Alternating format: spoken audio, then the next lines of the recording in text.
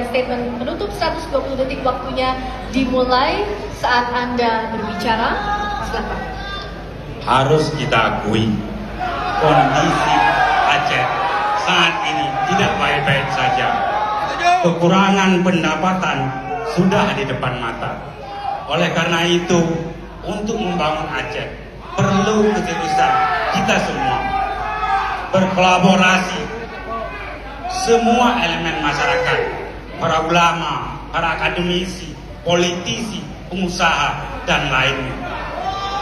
Kami juga berkomitmen untuk bersinergi dengan pemerintah pusat agar harapan dan cita-cita rakyat Aceh yang lebih baik dapat kita wujudkan. Insya Allah, jika rakyat memberi amanah kepada kami, harapan ini akan kita perjuangkan bersama-sama. Ayo bersatu, memilih nomor 1. Harapan baru. Kita ingin pemimpin yang bermutu, sesuai dengan doa yang sering almarhum Ayah Sub bacakan.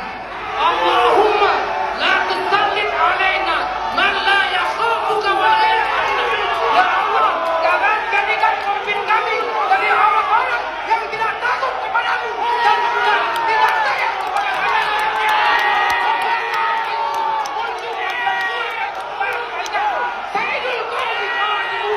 Bahwasanya pemimpin itu sesungguhnya adalah mampu melayani rakyatnya. Mari kita bersatu di tanggal 27 November memilih nomor 1.